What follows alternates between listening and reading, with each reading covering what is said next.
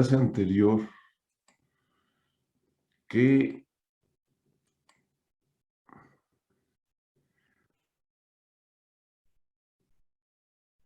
el señor Hunter Rouse había hecho un análisis cuidadoso de las condiciones del flujo. Y estas ideas las recoge un investigador chino radicado en Estados Unidos que yo sé que ustedes ya lo saben, pero mucha de la investigación científica que se hace hoy en día en Estados Unidos es hecha por gente externa a los Estados Unidos. Yo no digo que no haya americanos, ¿no? Claro que los hay, pero es un gran número de gentes que está haciendo la investigación. Muchísimos orientales, sobre todo en tecnologías, son chinos, coreanos, de Taiwán, y de hecho este señor Yen es un investigador chino de la Universidad de Illinois, hizo todos estos análisis, pero es impresionante cómo se está llenando. Las universidades americanas ya no tienen tanta investigación científica con gente nacida en los Estados Unidos.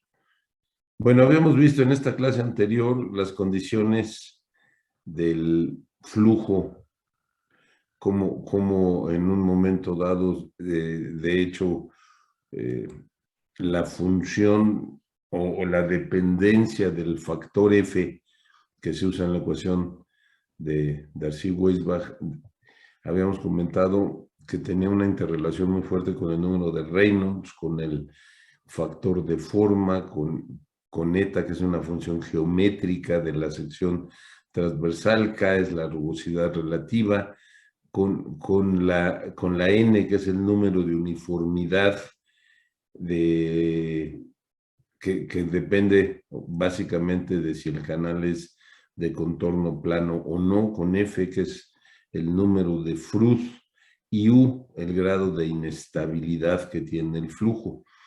Entonces, estas condiciones hacen, jóvenes, que hoy en día lo aplicamos nosotros a conductos con superficie libre y lo aplicamos a tuberías, pero en sí, esta dependencia es una dependencia de la mecánica de fluidos hacia lo que es propiamente, por ejemplo, el flujo de las turbinas de los aviones y de cómo vuelan los aviones y qué tanto la sustentación L depende de la velocidad, depende de una integral circular que depende de la geometría de la forma del ala y depende de la densidad del aire. Entonces, esa sustentabilidad es o esa sustentación es la que le permite a los aviones volar. Entonces, el avance de la mecánica de fluidos fue espectacular en este siglo XX y hoy en día lo que se ha hecho es que ese avance de mecánica de fluidos, de ingeniería mecánica, se ha aplicado a la ingeniería hidráulica, sin dejar de suceder, como les comentaba en la clase anterior, que seguimos utilizando coeficientes y seguimos utilizando en un momento dado una serie de parámetros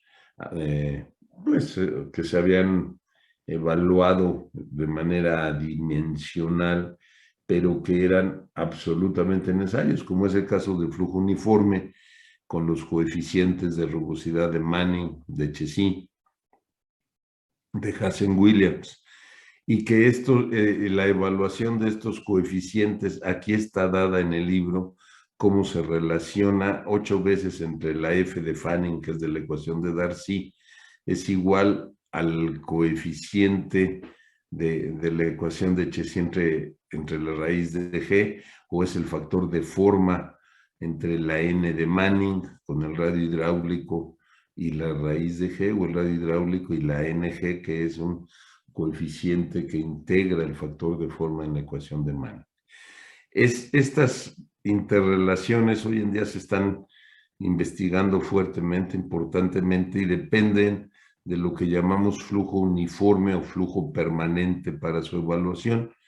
Entonces, en un momento dado, en estas ecuaciones, de hecho, este raíz de GRS se le llama velocidad cortante y nos permite evaluar mucho de la resistencia del flujo cuando estamos haciendo los cálculos de los perfiles hidráulicos.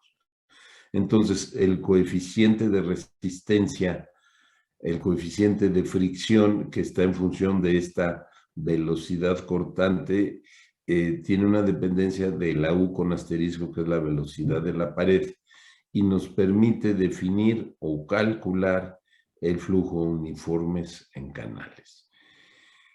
Esto lo vamos a usar ahora que veamos cómo calcular una obra de desvío. Estas obras de desvío usualmente, y lo habíamos empezado a ver la clase pasada, se construyen o se construían hasta los años 80, 90, todavía algunos ingenieros en el mundo usan secciones circulares. Yo les diría que cada vez están menos propensas a su uso, porque a fin de cuentas, una sección circular, si bien es cierto que hidráulicamente hablando es la más eficiente, y una sección circular no presenta esfuerzos cortantes, no tiene esquinas, en un momento dado es más latosa de construir. De todas maneras, en una sección circular ustedes tienen que hacer la sección de herradura y luego tienen que hacer un relleno de concreto para dar la forma circular. Y eso es algo que en un momento dado se busca el no gastar en ese tipo de cosas. Es preferible desde un principio tener la sección herradura, tener la sección construida de tal manera que ya quede la sección herradura de origen. Entonces, con estas condiciones se han hecho los últimos proyectos en varias partes del mundo, no solo en México, se hicieron en Ituango, se hicieron en varios proyectos de Argentina, de Brasil, de Perú. Chicoacén, Caracol todavía usaron secciones circulares, pero Aguamilpa, Zimapán, El Cajón, La Yesca, se usaron ya secciones en un momento dado de media sección circular y media sección rectangular, y se propusieron así para proyectos nuevos como fueron La Parota y como fue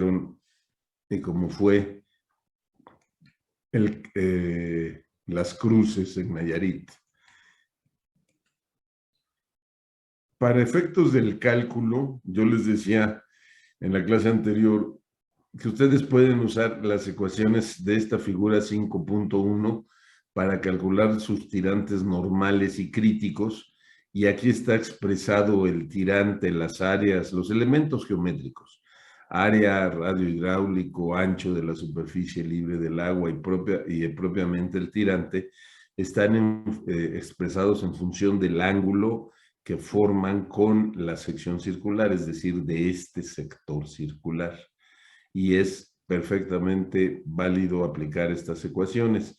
Si estamos trabajando a tubo lleno, lo más sencillo es aplicar en la sección geométrica que el área es, por ejemplo, la base, que es 2b, por la altura de media sección, que sería 2b cuadrada, el área de la sección circular, pi r cuadrada entre 2, la suma de los dos nos da b cuadrada entre 2 de 4 más pi.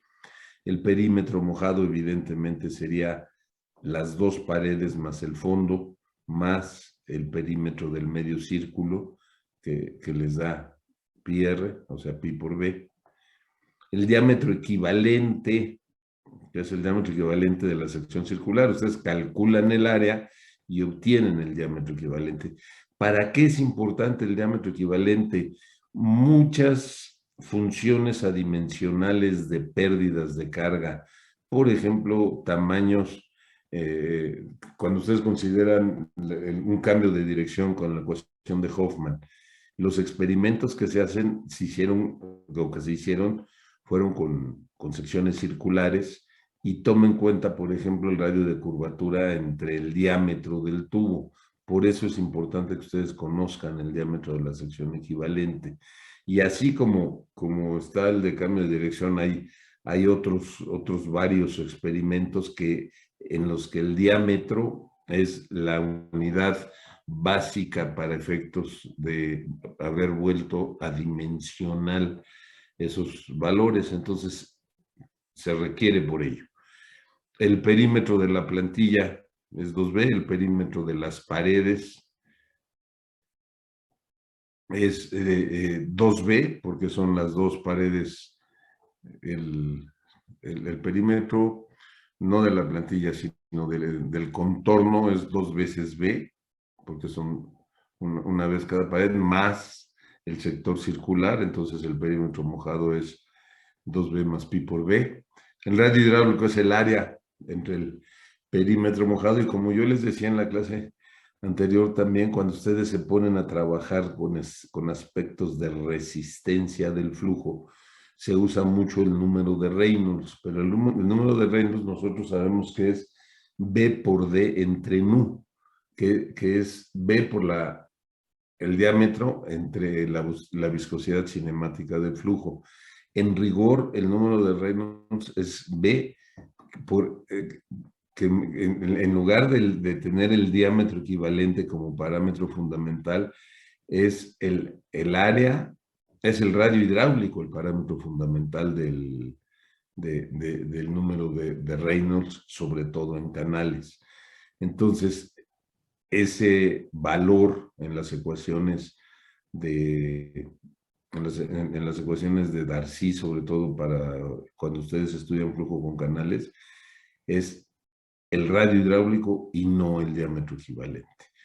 Eso está en los artículos que les mandé el viernes un archivo con los artículos escritos por mí, que están los artículos en inglés de Aguamilpa, del Cajón, de La Yesca, y no sé si les mandé uno de consideraciones de riesgo, si no se los he mandado, se los mando, del Water Power and Dam Construction, y hay varios escritos en español.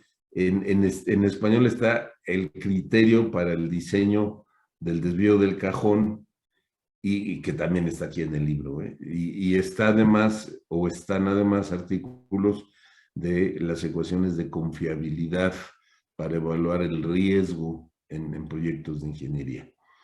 Dentro del análisis de los perfiles y de cómo es el comportamiento de un desvío, es fundamental que ustedes conozcan y sepan todo el funcionamiento de las secciones trapeciales, porque los desvíos a cielo abierto, tipo el que hicimos en la presa de Peñitas, tipo el que se hizo, por ejemplo, para el proyecto de Coca-Cola Sinclair en Ecuador, o que se hizo para varios otros proyectos, sobre todo los proyectos que tienen boquillas amplias, boquillas anchas, Tres Gargantas es el caso, Itaipú es el caso, usan secciones trapeciales, grandes secciones trapeciales. Entonces, en un momento dado, los elementos geométricos de las secciones trapeciales están reportados aquí en el libro, aunque evidentemente también están en su libro de Sotelo, del Vente Show, pero aquí están todos los elementos para el cálculo de la sección trapecial y de la sección circular, sobre todo cuando un tajo lo hacen parcialmente excavado y hacen zonas de transición. Y les comentaba en la clase anterior que también en algunos casos se usan secciones tipo herradura.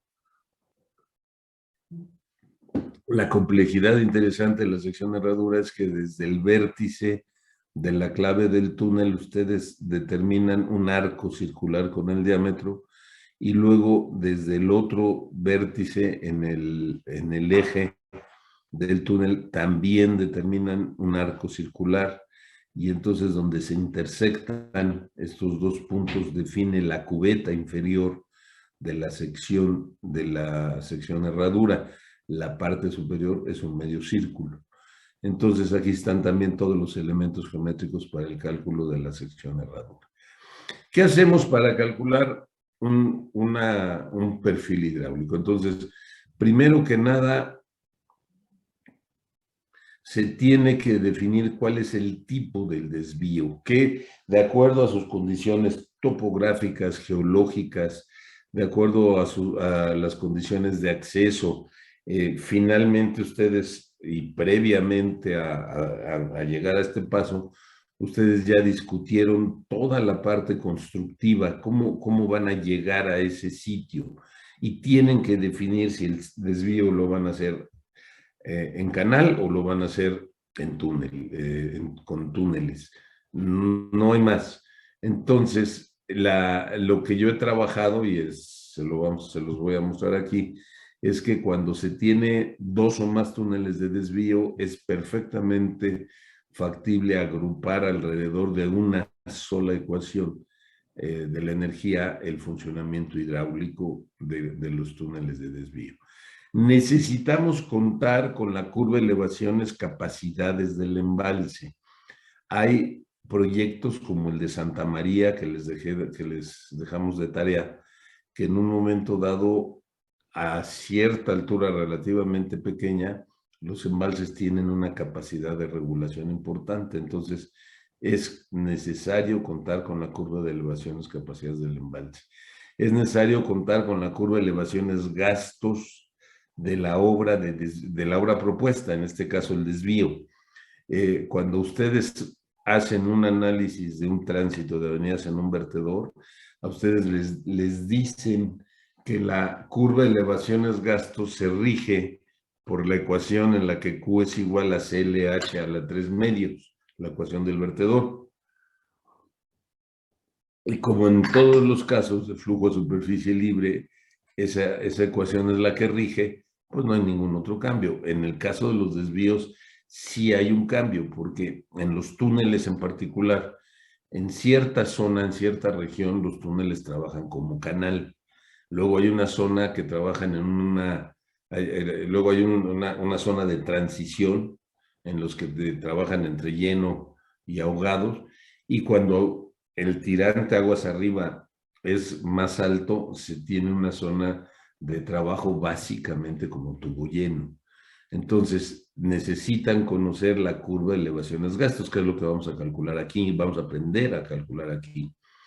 Necesitamos la avenida de diseño asociado al periodo de retorno seleccionado y la curva de elevaciones gastos del río en la salida del desvío. ¿Por qué necesitamos esto? Porque a fin de cuentas ustedes tienen que analizar, revisar, diseñar para un cierto riesgo, para un cierto periodo de retorno. Yo sé que ustedes son muy aplicados, ya leyeron con asiduidad y continuamente mi libro, y ahí van a encontrar párrafos en los que se dice que hay avenidas que cuando es una presa de materiales sueltos, lo usual es adoptar por lo menos un periodo de retorno de 50 años, si no es que de 100, para efectos del diseño. Y si es una presa de concreto, ya sea CCR o concreto convencional, es perfectamente válido adoptar periodos de retorno de 20 a 30 años. Así como en las obras de excedencia, cuando tienen una presa de materiales graduados, ustedes pueden adoptar periodos de retorno, deben adoptar periodos de retorno de 10,000 años para su avenida de diseño. En un momento dado, cuando es una presa derivadora y sobre todo una presa de concreto, pueden adoptar un periodo de retorno de 1,000 años para su avenida de diseño. Con esto les comento que también para presas de concreto grandes, tipo Huites o tipo Zimapán, se necesita usar en un momento dado avenidas con periodos de retorno de 10,000 años, las grandes presas. Yo no sé cómo anden de vacunados, no sé cómo anden de aislados, pero mostré el viernes, ayer, unas fotos de Zimapán, se las voy a pasar, de Zimapán, ya sin la extracción del agua. Se ve la salida del vertedero, se ve espectacular en el Cañón del Infiernillo. Y luego se alborotaron los ingenieros jóvenes de la Asociación Mexicana Hidráulica, jóvenes, son puro viejitos de más de 40, 50 años, en que quieren ir. Entonces, si se hace una ida de la MH, les aviso para que los que quieran, no obligatorio, no forzoso, no los obligo como universidad, pero los que quieran ir, se pueden apuntar en el día de la visita y organizamos una ida. Vale la pena, estamos a 4 horas de la Ciudad de México, 5 horas de la Ciudad de México, vale la pena ver la presa que más ingeniería tiene en este país. Bueno, entonces con estas condiciones ustedes necesitan considerar una secuencia que es la siguiente. Con la curva de elevaciones gastos definida de cada una de las secciones, se hace un tránsito de avenidas, aplican el algoritmo para el tránsito de avenidas para encontrar el gasto máximo de salida y las elevaciones máximas del agua, tanto aguas arriba como aguas abajo. Entonces ustedes ya tienen su curva de elevaciones gastos del funcionamiento del desvío y entonces aplican su tránsito de avenidas y encuentran el gasto máximo de salida y la curva de elevaciones máximas, lo que a veces en el argot de las obras hidráulicas del trabajo en oficina dicen, dame el NAME del desvío, es el nivel máximo del desvío, no hay NAME. Bueno, vamos a suponer que no haya NAME del desvío. El nivel máximo del desvío más el bordo libre, jóvenes, les da la elevación de la taguía aguas arriba. Ese es el valor. Y a ese valor de elevación ustedes tienen que ponerle todos los elementos constructivos, desde dónde van a llevar el banco de materiales, cómo lo van a colocar, cómo lo van a compactar, qué acceso van a tener, qué maquinaria van a emplear. Pero a fin de cuentas, eso es lo que define el nivel de la elevación de la taguía de aguas arriba. Ojo, constructivamente hablando, aquí es recomendable que las ataguías no pasen de 1 millón, si mucho me apuran, 1,500,000 de metros cúbicos. 1,200,000 de metros cúbicos. ¿Por qué? Porque al principio no tienen ustedes constructivamente talleres, no tienen almacenes, no tienen muchas veces definido y totalmente el permiso de uso de explosivos. Los soldados se tardan semanas, meses en entregar los permisos de uso de explosivos, no tienen los espacios donde almacenar las rocas si es que acaso hay que hacerlo, tienen que llegar y si acaso tienen que llegar y procesar material, tienen que llegar con sus en un momento dado con el equipo para procesamiento, que son cargadores, cribas, vamos, lleva una logística de inicio importante. Por eso hay que tratar de que la elevación de la talla de aguas arriba no sea una exageración. Ustedes me pueden decir, sí, pero es que fíjese que y lo vamos a ver, constructivamente hablando, el elemento más sencillo es la taguía. Sí, es la taguía porque a fin de cuentas hay que mover tierra, mientras que con el túnel ustedes tienen que usar explosivos. Pero también es cierto que a fin de cuentas, en un principio no tienen todos los elementos para hacerlo. Van a determinar la elevación máxima de la taguía de aguas arriba y le van a sumar el bordo libre. Van a determinar la elevación de la taguía de aguas abajo y como volumen lo van a considerar en la de aguas arriba. O sea, van a decir el volumen de las ataguías es 1,300,000 y ya incluye el de aguas abajo. Para evitar problemas de erosión, deben de revisarse las velocidades máximas a lo largo de los desvíos. no conviene pensar en hacer desvíos con cargas importantes, con velocidades superiores a los 15 o a los 18 o a los 20 metros por segundo. Ya son, yo les diría, ya prohibitivas velocidades de más de 15 metros por segundo en un desvío. Eso les ocasiona y les acarrea pérdidas de carga muy altas y ya les acarrea que tengan que hacer ataguías más altas. Entonces, el B cuadrado en 2G, cuando la velocidad es alta, o sea, 15 por, si se fueran 15 por 15, son 225 entre 20, estamos hablando de cargas de velocidad, de solamente la pura carga de velocidad de más de 10 metros. Entonces, si ustedes pueden bajar su velocidad de trabajo a un rango de 10 a 12 metros por segundo, es sumamente apreciado y preferible a tener velocidades altas. Además, pueden tener problemas de erosión en el túnel.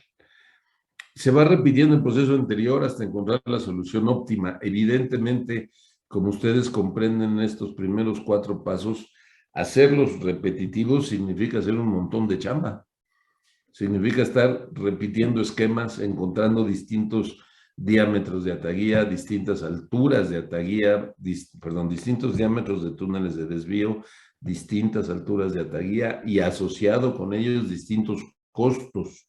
Tienen que aplicar su constructibilidad para evaluar el costo.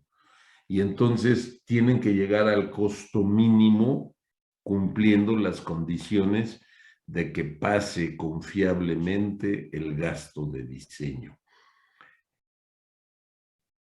En un momento dado se establece, después de repetir este procedimiento anterior y de llegar a una curva que la vamos a ver en clase, que da la combinación de altura máxima con diámetros del túnel como óptimos, entonces ustedes establecen cómo van a hacer el cierre final del desvío. Esto lo tienen que planear antes. Ustedes tienen que definir, pensar, decidir cómo van a hacer ese cierre final.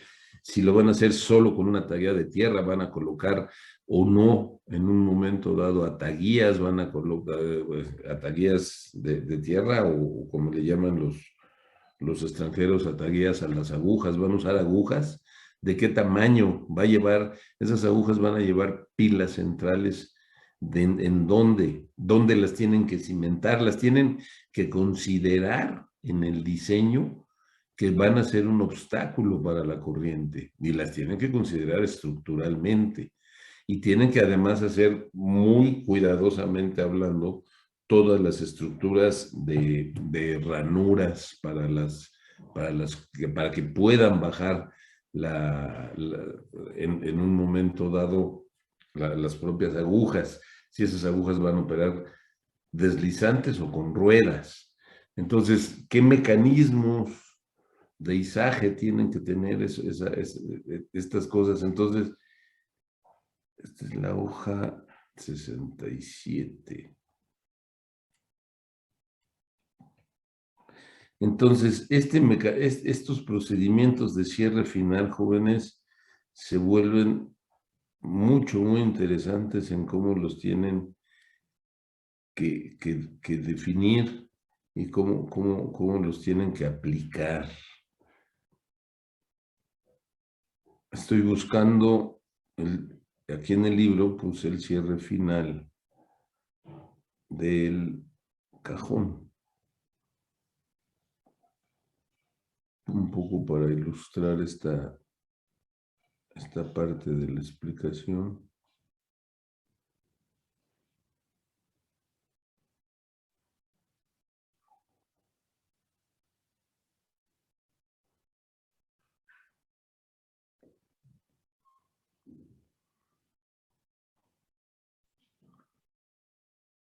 Entonces, tienen que considerar también lo que habíamos dicho en la clase inicial, en las clases iniciales, de que tiene que quedar en todo momento congruente la descarga de la presa con la estructura que en ese momento está operando. Cuando ustedes hacen el cierre final, el vertedor prácticamente tiene que estar listo.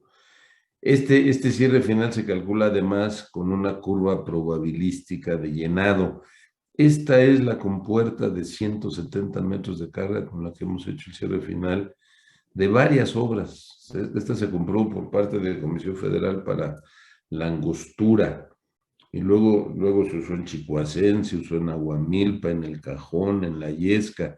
Tiene 170 metros de carga. Vean la estructura enorme que significa el poder colocar esa compuerta de cierre final. ¿Cuántos vanos son? Esa es una compuertota desde el punto de vista hidrológico. ¿Cuáles son las avenidas asociadas a distintos periodos de retorno para que ustedes puedan hacer una serie de cálculos probabilísticos asociados a la avenida más probable, la avenida máxima que tenga un 2%, o sea, un 50 años, y luego la que tiene 25 o 26%, corresponde al año medio, y entonces, después del día que ustedes hacen el cierre, y desde el punto de vista probabilístico, ustedes van a alcanzar la elevación correspondiente en el embalse. Entonces, necesitan tener el endurecimiento del concreto en esas fechas. Y entonces necesitan conocer además cuál es la probabilidad a la que ocurra el NAMO. Si tenemos una avenida con periodo de retorno de 50 años, en el caso del Cajón, en solo 27 días llegábamos, habiendo hecho el cierre el 1 de julio, hubiéramos llegado al 27 de julio. Les quiero decir que en el Cajón habíamos previsto hacer el cierre final el 1 de julio y lo hicimos el 14 de julio. O sea, realmente en el Cajón, como les comenté, fue una presa en la que fue muy cercanos todos los eventos. O sea, se dijo cuándo iba a acabar, se dijo cuándo iba a terminar, y se dijo en los eventos intermedios importantes como es el cierre final, ocurrió en la fecha que se había previsto. Si el periodo de retorno tiene 70 días, ¿en qué fecha llega el agua al NAMO? Si tiene en un momento dado 2 años, 50%, 214 días, llega hasta enero. ¿Para qué es importante o para qué son importantes estas fechas? Ustedes me preguntarán con toda la razón del mundo. Porque cuando hicimos el cierre final, es que estamos en Casa de Máquinas avanzando significativamente con el montaje y puesta en servicio de las turbinas. Entonces necesitamos llegar a las elevaciones de carga de diseño de las máquinas en las fechas previstas para hacer las pruebas con agua. No podemos prever con un año de anticipación si el año que sigue va a ser extraordinariamente lluvioso como fue o va a ser un año seco como fue el año pasado en la mayor parte del país, excepto en Tabasco. Eso no lo podemos prever. Para eso hacemos estos análisis y vemos los escenarios que en un momento dado se pueden presentar. Este escenario de 214 días corresponde a un escenario de un estiaje muy fuerte, de 27 días, aún, ¿no?, de lluvias muy intensas. Y entonces hay que hacer, jóvenes, de antemano toda su política de cierre del desvío. Y eso lo tienen que hacer en esta etapa, que están ustedes diseñando el comportamiento del desvío. Bueno, entonces, en este proceso que en un momento dado estamos siguiendo, nosotros, insistiría, ya calculamos o ya hicimos o ya supusimos cómo iba a suceder el desvío, en qué condiciones, y que en un momento dado no íbamos a tener ningún problema en su análisis. Establecimos cómo manejaríamos el río, se hace el análisis de riesgo y se optimiza el esquema al aplicar la teoría de la confiabilidad, como les digo, ya les mandé los artículos correspondientes, para encontrar el costo y riesgo mínimos para el gasto de diseño. Y entonces ahí nos salimos y decimos, ya estamos listos para hacer obra de desvío. ¿Qué, ¿Qué significa hacer todos estos trabajos? Significa, jóvenes, que ustedes ya previeron 5 años antes toda su maquinaria, todo su equipo de construcción, ya previeron posibilidades, alternativas, opciones, condiciones adversas, ya previeron cómo iban a reaccionar, ya lo dejaron por escrito, ¿eh? Porque esto va en el seguro contra todo riesgo. Hicieron un cálculo de una obra hidráulica que es completamente un prototipo, no hay precedentes anteriores, entonces no se parece una curva de elevaciones gastos de un proyecto a otro. Puede tener cosas similares, pero para nada es la misma. Entonces, sí tiene las obras de desvío, por eso les decía yo al inicio del capítulo, son las obras, en mi opinión, que más ingeniería reúnen toda una serie de planeaciones, revisiones, consideraciones, todos los cálculos estructurales, los cálculos mecánicos, definir tamaños de compuertas, agujas, malacates, servomotores, lo tienen que tener completamente definido y lo tienen que poner en el alcance del concurso cuando salen a licitación, aunque el desvío se vaya a hacer 2 o 3 años después. Y aunque sean estructuras que no se vuelvan a usar, en el caso, por ejemplo, que les mostraba yo de la compuerta de cierre final, esa la hemos usado en todos los proyectos. No se va a usar en Santa María, fue un error de no ponerse de acuerdo con Conagua, pero a fin de cuentas, este tipo de estructuras pues no cuestan 3 pesos. Una compuerta de esta naturaleza cuesta entre 12, 15, 18 millones de dólares. Entonces, es deseable poderla usar. Bueno, ya tienen ustedes todos los elementos. Ahora vamos a calcular la curva de gastos de nuestro desvío. Vamos a hacer primero la parte inferior, que es la que se comporta como canales. Vamos a aplicar aquí la ecuación de Manning en todos los casos, en la geometría ya perfectamente establecida. En el ejemplo que les pedí para tarea, los 2 túneles, ustedes van a encontrar que hay 3 túneles. A fin de cuentas, no tenían que haberse construido 3 túneles, era solo con 2. Y ya cuando hubo cuenta de eso, me dijeron, vamos a usar el otro túnel como túnel de acceso para la obra de toma de la hidroeléctrica. No, no era necesario, pero a fin de cuentas, solo con 2 o con 3 o con 1, ustedes tienen que definir la elevación de la plantilla de entrada. ¿Sí? En este ejemplo que estoy aquí en el libro, que estamos desarrollando aquí en el libro, los que están aquí, tienen un desnivel de 5 metros. En el que vamos a hacer en clase no tiene desnivel y en el del ejemplo tampoco. Pero entonces definen esas elevaciones a la entrada, a la salida. Insisto, los portales de entrada, jóvenes, tienen que ser una elección geotécnica, geomecánica, estructural. Ya tienen ustedes definido su geometría, su trazo topográfico, ya definieron de qué alternativa van a usar, 12 por 12, 14 por 14, 16 por 16.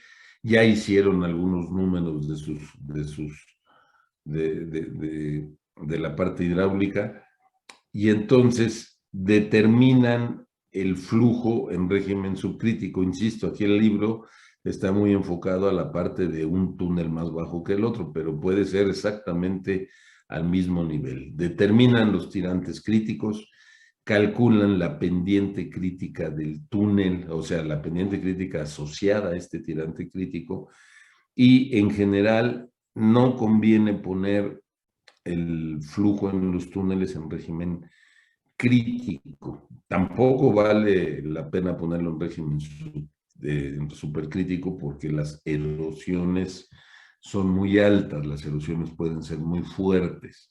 Y no se les olvide que pasar de supercrítico a subcrítico solamente ocurre con saltos hidráulicos. Si ustedes provocan un salto hidráulico dentro del túnel, están expuestos a provocar un proceso erosivo que puede ser indeseable. Entonces, en general, deben estar, ¿no?, con valores cercanos a la pendiente crítica, con valores cercanos a que puede ser en un principio régimen supercrítico, pero preferentemente en túneles que van a estar funcionando en forma constante, váyanse al régimen subcrítico.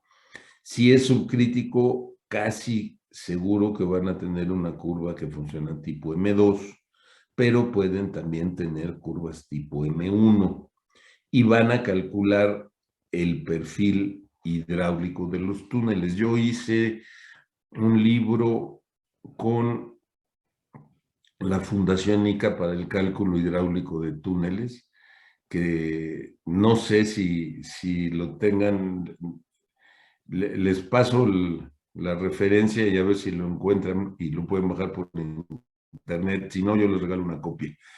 Pero en ese libro está muy interesante porque uso varios procedimientos. Uno de ellos, que es el menos, de los menos usados, es el método de integración directa y es un método sensacional para calcular perfiles hidráulicos. Pero también uso mucho el método de paso estándar, ¿no? Y también el del paso directo.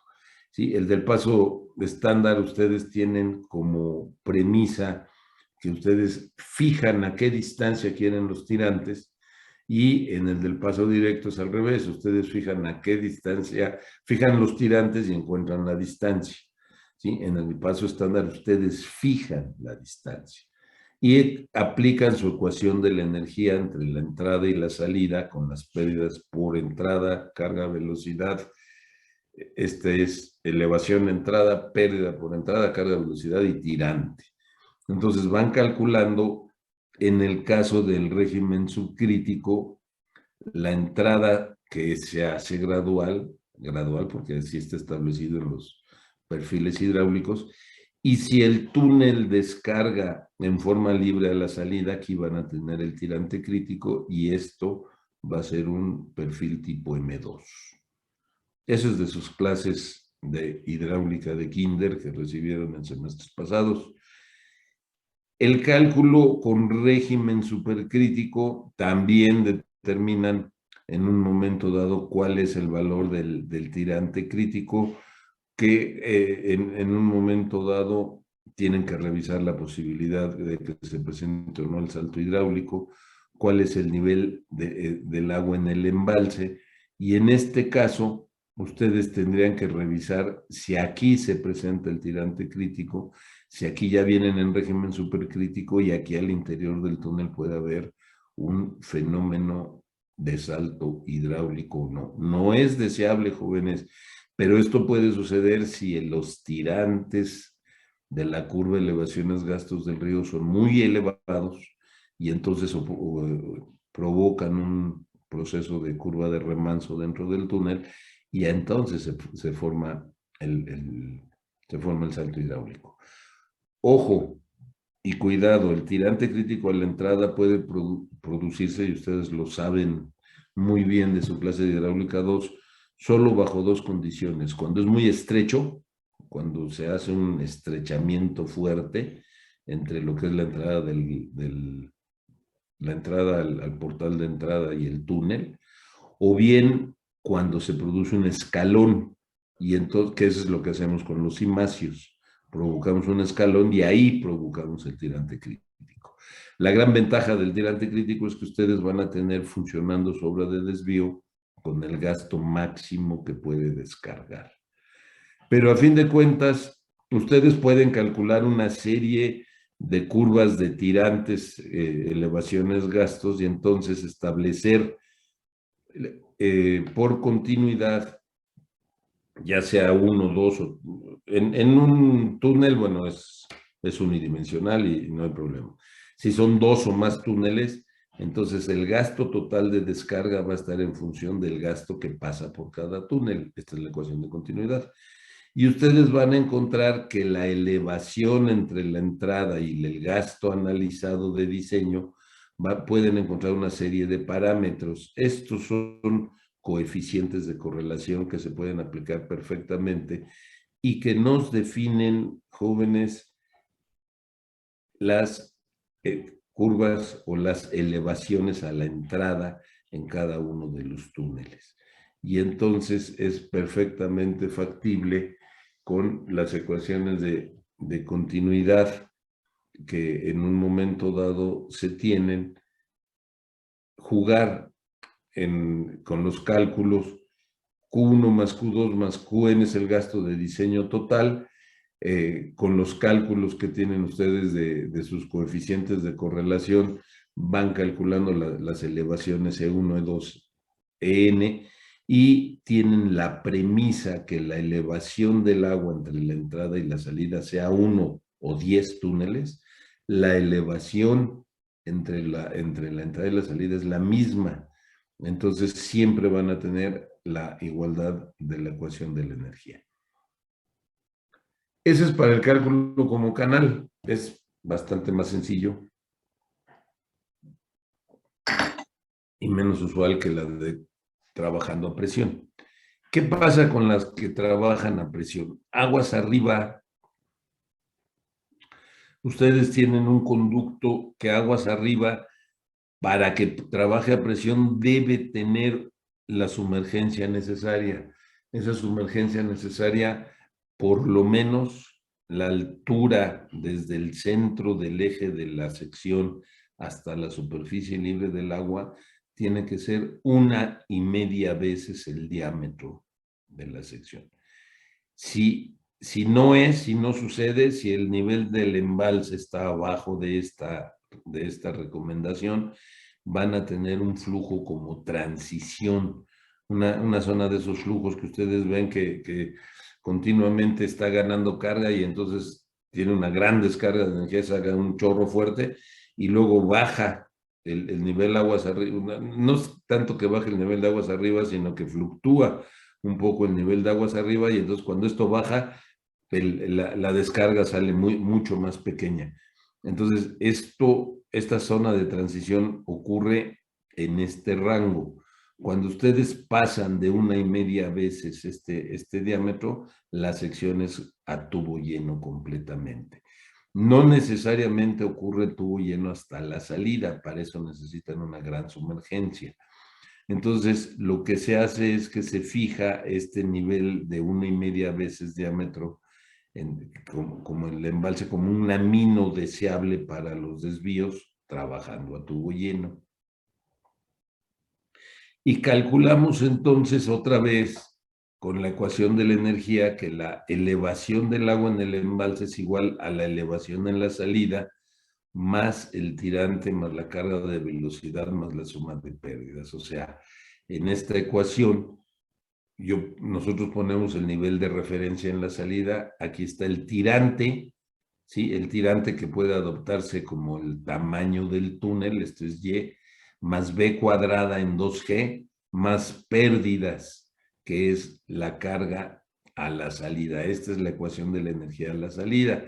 Y la ecuación de la energía a la entrada es tan reducida la velocidad del flujo en el embalse a la entrada que se puede despreciar, que puede volver cero, no hay pérdidas importantes y en un momento dado aquí queda con respecto a este plano de referencia solo la elevación en el embalse. Aguas abajo, a la hora que toman ustedes las pérdidas de carga, deben de poner pérdida por entrada, las pérdidas por ranuras. Si van a poner una compuerta de cierre final, ponen las pérdidas por pilas y evidentemente todas las pérdidas por fricción a lo largo del túnel. Es un tubo, o son 2 tubos, o N tubos, dependiendo del número de túneles, y son grandes tubos, son unos tubotes y son unos gastotes.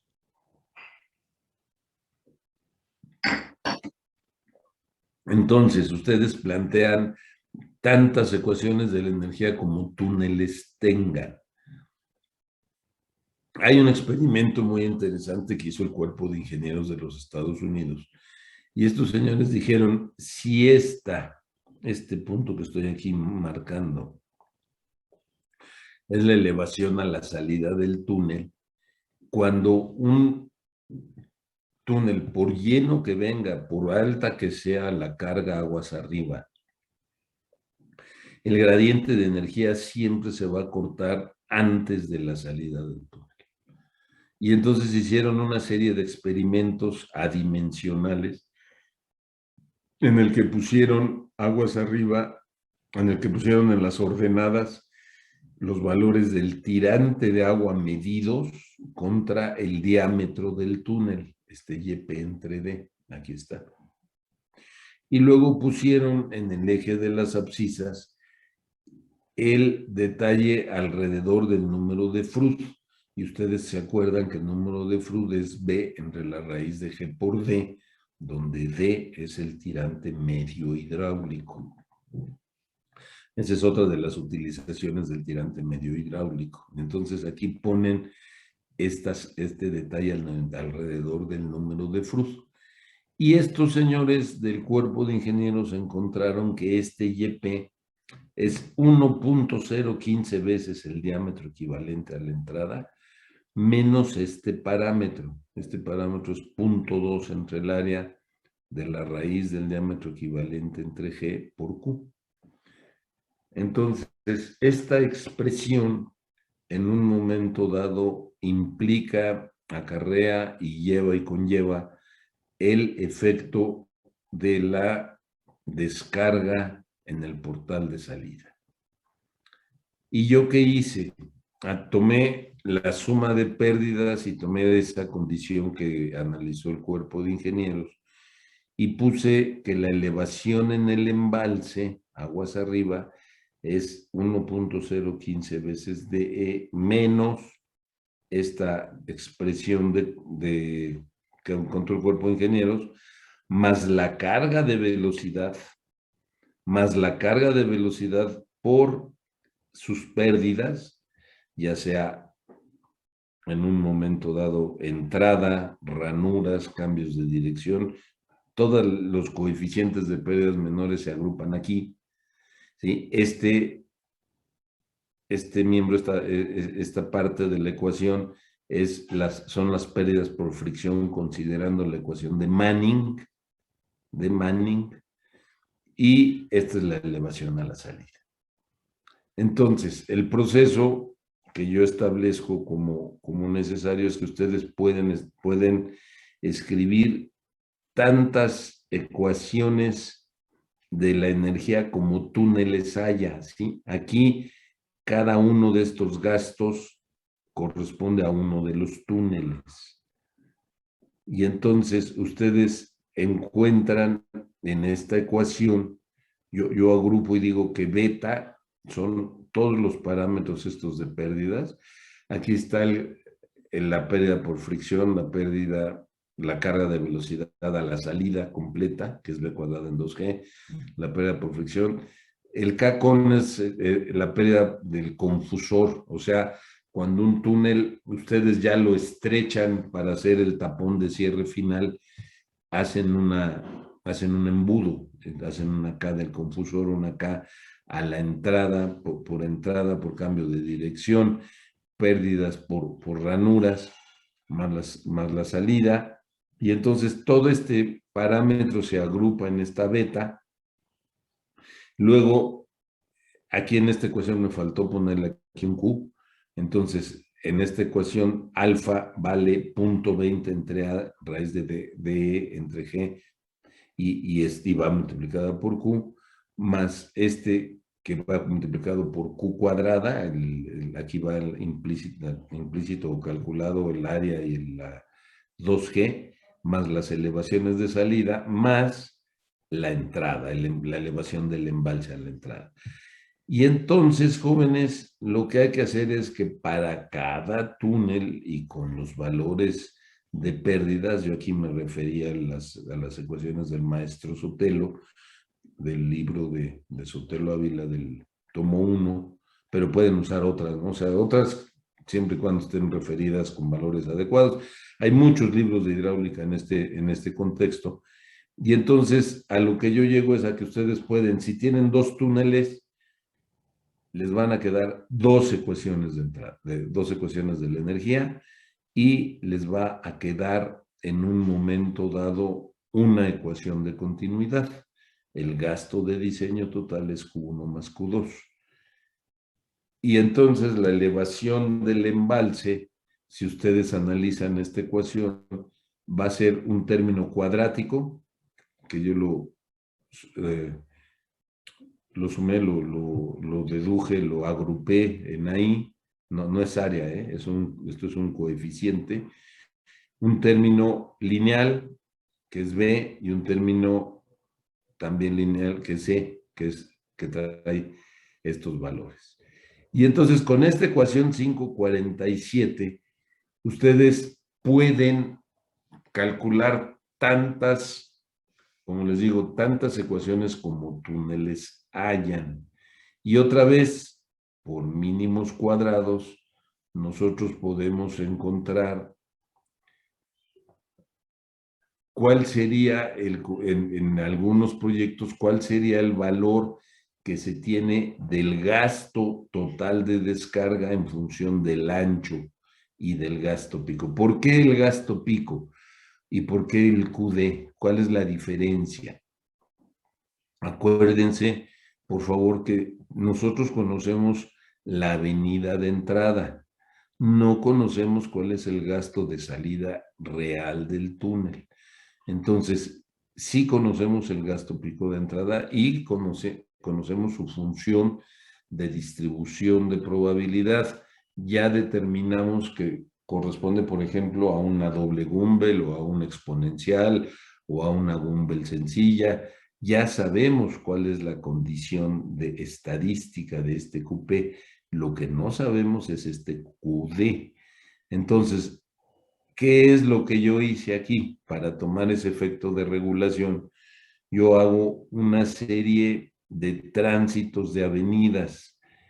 Yo considero distintos gastos totales de descarga, que es Q1 más Q2. Si son 3 túneles, es Q1 más Q2 más Q3. Si son 5 túneles, Q1 más Q2 más Q3 más Q4 más Q5. ¿Sí? Entonces, yo establezco el gasto de descarga, que es la suma de todos los gastos de los túneles, y aplico mi ecuación de la energía.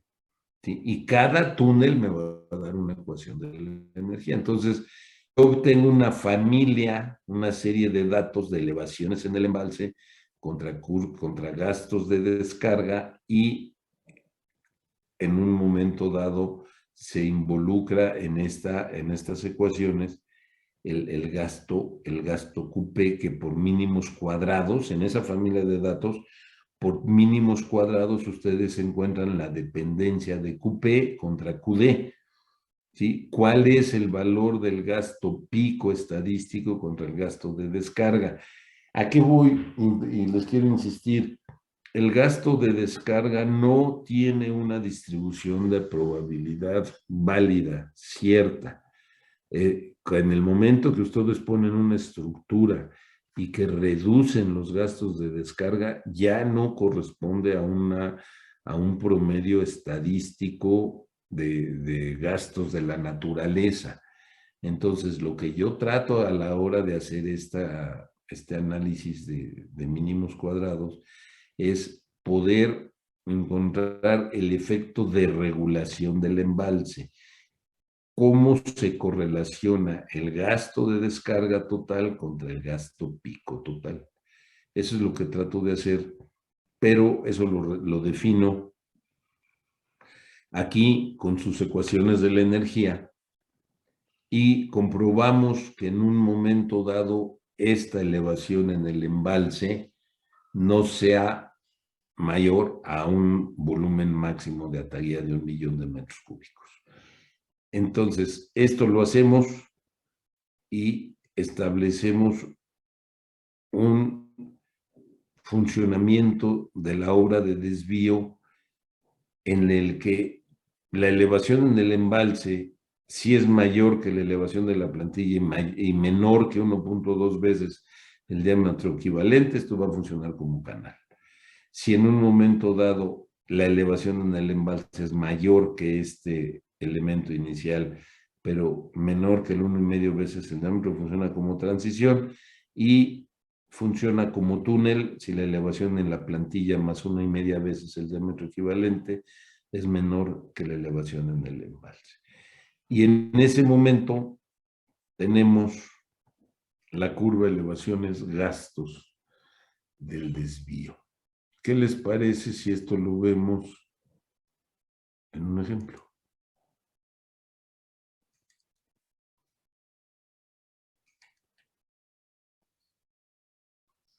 ¿Ven el ejemplo o están viendo la pantalla anterior?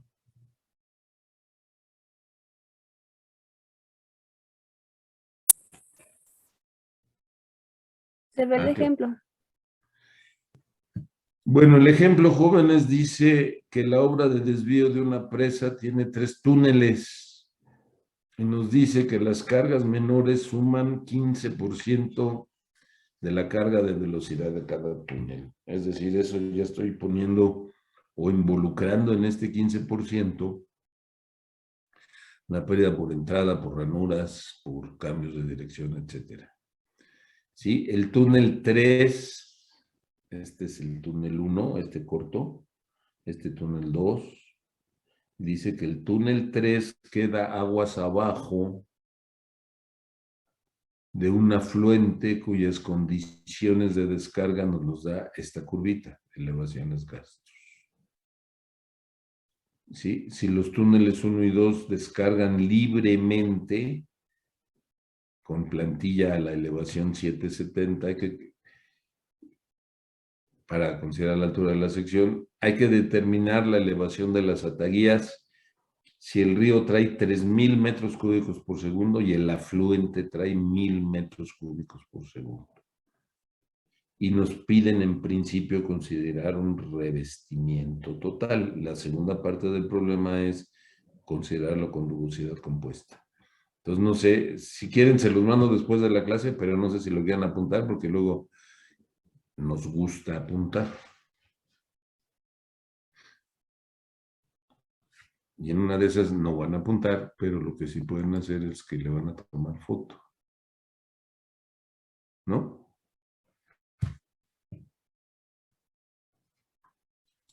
Espere tantito, yo sí lo voy a anotar. Eso.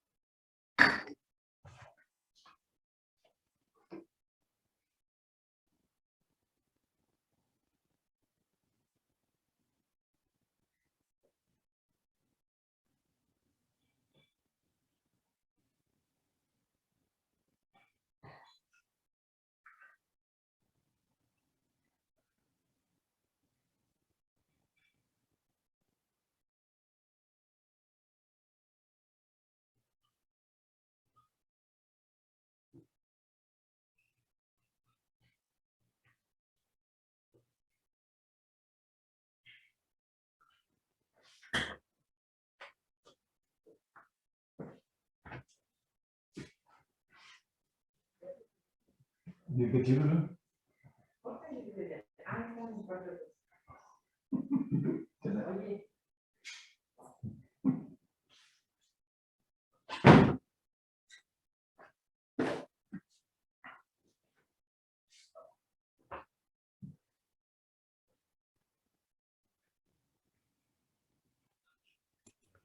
Ya, profe, gracias.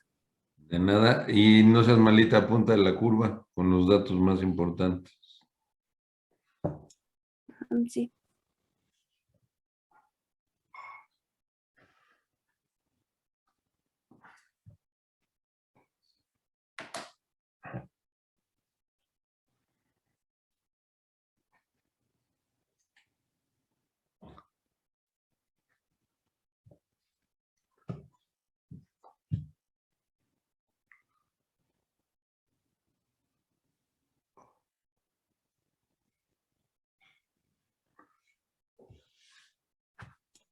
Ya. Algo que decimos, gracias, algo que decimos en clase y luego no lo enfatizamos mucho a veces los profesores es que, si ustedes se acuerdan, yo les dije que necesitamos conocer la curva de elevaciones gastos del río. Cuando el río está virgen, cuando no hemos hecho ninguna obra, calculamos una curva de elevaciones gastos del río, la calculamos generalmente ya sea aquí o acá o en las dos, o en las tres si quieren, ¿no? Porque en los dos afluentes y en el río principal. Pero cuando empiezan las obras y empiezan las excavaciones y nuestros amigos constructores son salvajemente descuidados con el río, tiran los materiales de excavación al cauce. Entonces la curva de elevaciones gastos del río se modifica. Se va modificando y por más que ustedes digan, oye, no tires el material, van y lo tiran, o sea, no, y muchas veces no es que en sí el ingeniero sea el maleta, ¿no? Los operadores, en lugar de llegar y decir, oye, acá tengo un banco de almacenamiento, ching, lo tiran y lo tiran aquí. Entonces, se van modificando esas curvas de elevación de gastos, las tienen que revisar, las tienen que verificar, que una cosa es la curva de elevación de gastos al inicio de la obra y la otra es al final. Bueno, en este caso particular, dijimos o dice el ejemplo que usemos 3 túneles de 10 metros con 50. Aquí están nuestros elementos geométricos del libro. Esos los tienen ustedes. El libro, les voy a mandar hoy la versión en la que corrige el gasto en esta ecuación de la energía que les comenté hace un momento, que yo tenía como error. A ver si no me cuesta para el premio, porque mi libro está concursando por un premio, pero si se da cuenta el jurado van a decir quién cometió un error y no se lo vamos a dar. Pero bueno, ustedes aquí calculan, para los 3 túneles hay 3 longitudes diferentes, 650, 870 y 1300 metros, y las plantillas en la entrada y salida también se definen. El túnel 1 y 2 tienen 770, el túnel 3 tiene 550, es más abajo.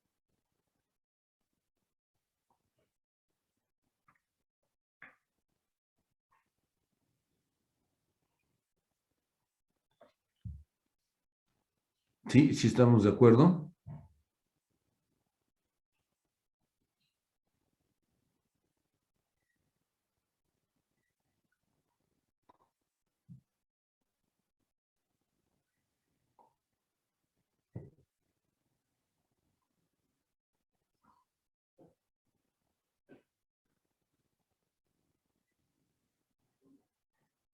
Y luego calculamos los coeficientes, jóvenes, alfa y beta.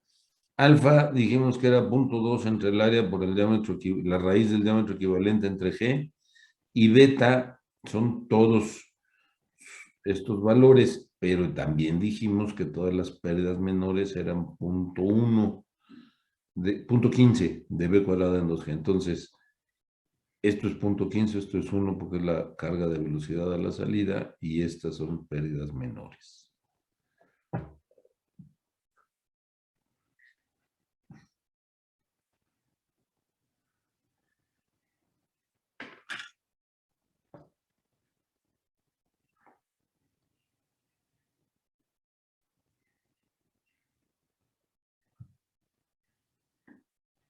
¿Hasta ahí vamos bien o todavía no?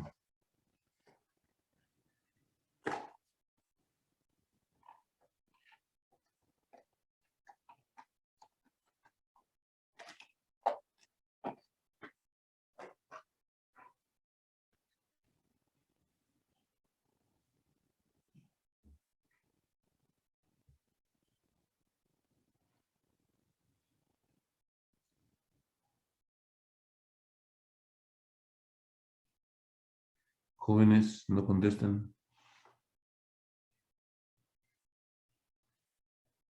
Sí, todo bien. Aquí está el cálculo del área, B cuadrada por 4 más pi entre 2. El cálculo del diámetro equivalente y el cálculo del radio hidráulico. Entonces, nos dicen que las pérdidas de carga menores son 15% del valor de la carga de velocidad. Son 3 túneles, 1, 2, 3. Entonces aquí es 0.15 más 1, que es la carga de velocidad de la salida, más sus pérdidas de carga por longitud. En todos los casos nos dijeron de inicio que esto valía 0.014. Esto es 2G por ser 0.014 entre el radio de la 4 tercios, 650, 870 y 1300.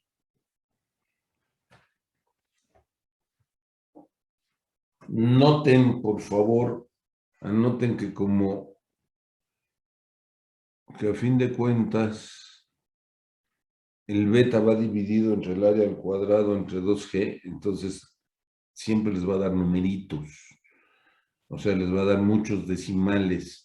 Sí conviene guardar sus decimales aquí, porque a fin de cuentas ustedes van a multiplicar estas cantidades por el gasto al cuadrado, y entonces la precisión que necesitan en el cálculo va a ese nivel.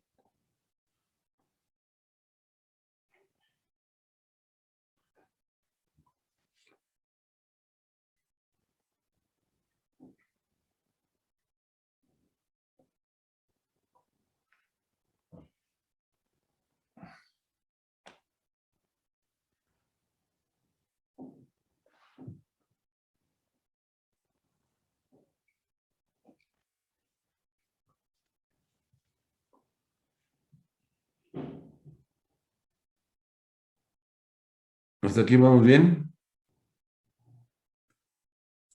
Sí, profe. Nada más estamos sustituyendo en las ecuaciones con sus coeficientes. Beta era 1 entre el 2Ga cuadrada, que multiplicaba a 1, que es la velocidad al cuadrado, que es Q cuadrado, o sea, a la hora que aquí multiplican por Q cuadrado, aquí va a quedar la carga de velocidad, fricción más pérdidas menores.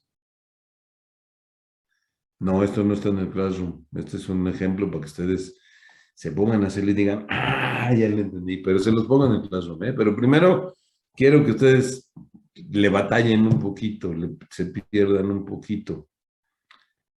¿Cuál es la formulación de las ecuaciones de energía para cada túnel? Me regreso a la ecuación anterior, 1.015 por el diámetro equivalente menos alfa por Q más beta por Q1 al cuadrado, más cada una de sus elevaciones correspondientes. Acuérdense que siempre vamos a tomar como punto de referencia el punto más bajo, pero bueno, con elevaciones, pues estas son las elevaciones correspondientes.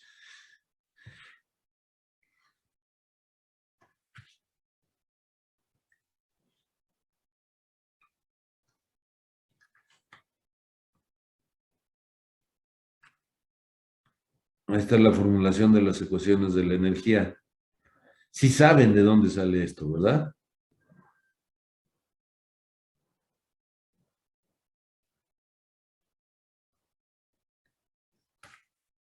Los 3 túneles por continuidad deben de pasar el gasto total. Y aquí están las ecuaciones correspondientes de la energía sustituyendo.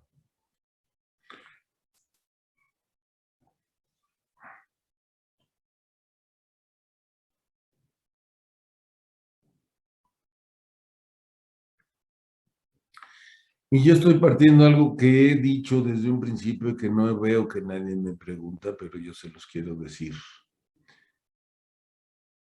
A ver, la elevación del agua entre la entrada y la salida tiene que ser la misma.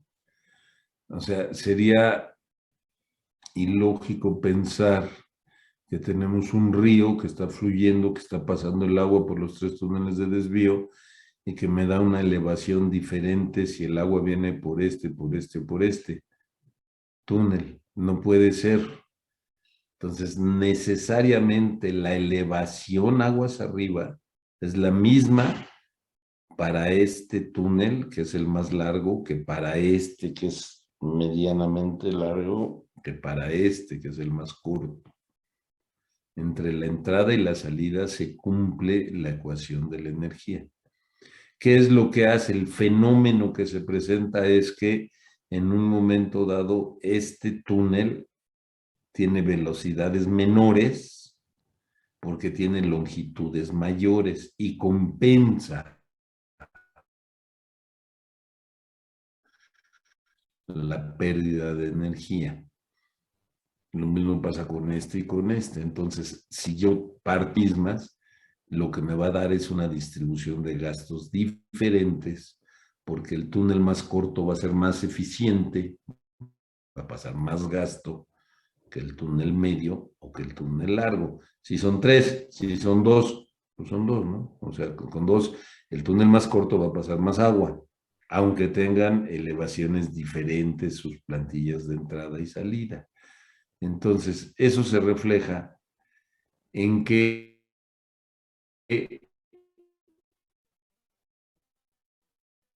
yo puedo considerar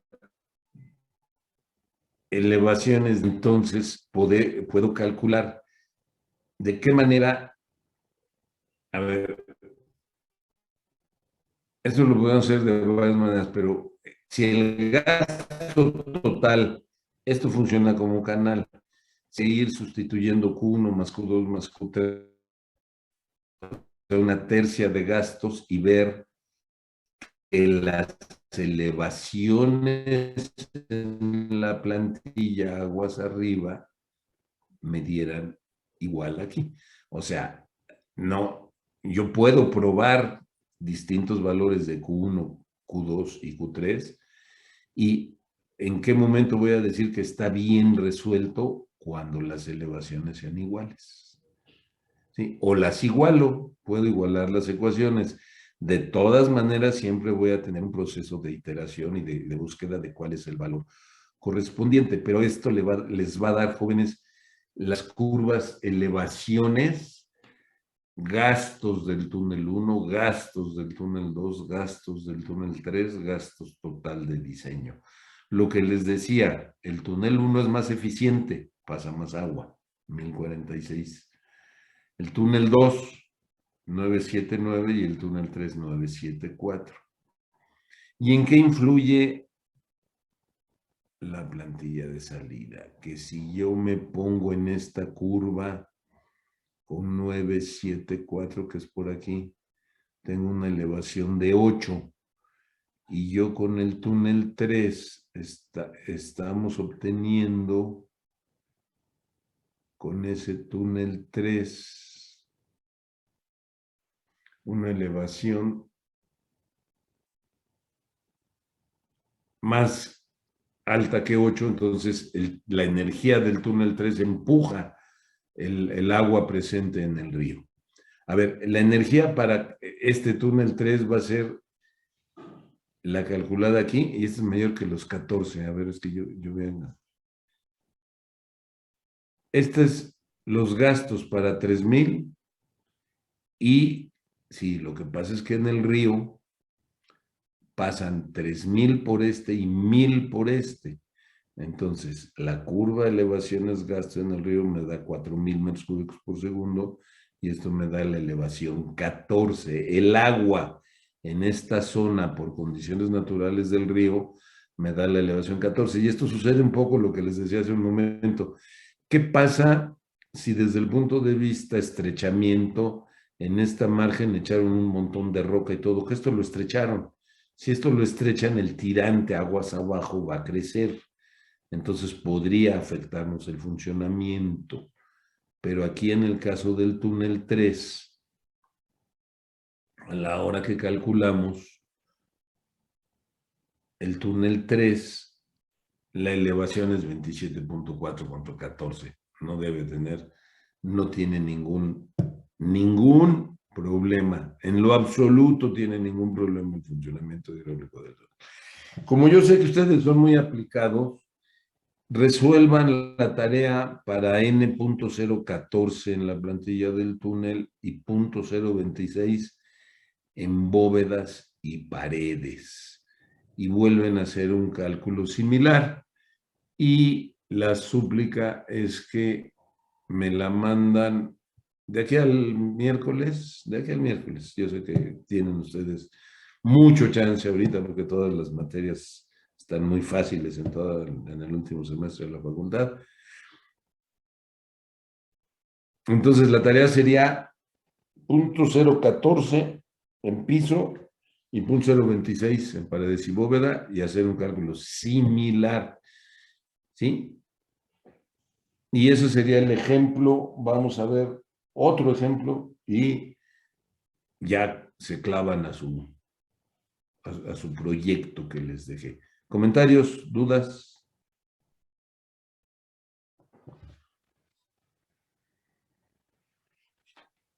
No, profe, creo que no. ¿Quedó más o menos claro?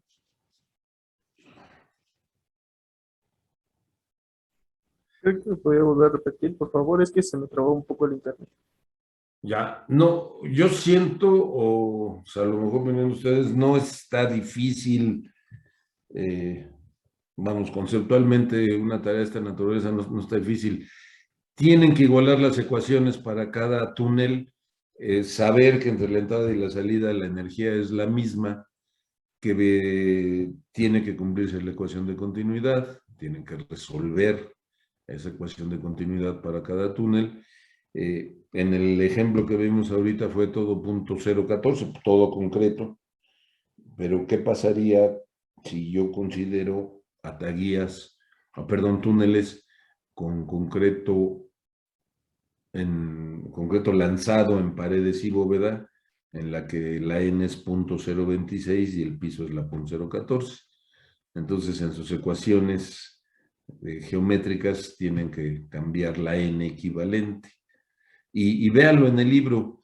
Y lo que voy a hacer también es mandarles la nueva edición del libro porque me faltaba un elemento de Q que no pinta en el proceso, pero se los voy a volver a mandar.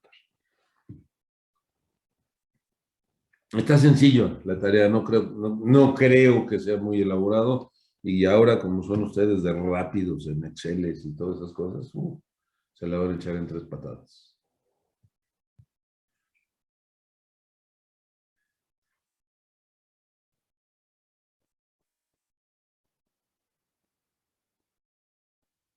Ese, a este, a este de hoy, por favor. Sí, no, el de la tarea es más elaborado. Por eso les digo que ese no le pongamos a lo mejor el 1 de octubre, podemos poner en una semana, el miércoles de la semana que entra, que creo que les va a dar como el 6 o 7 de octubre, pero es en este, por favor.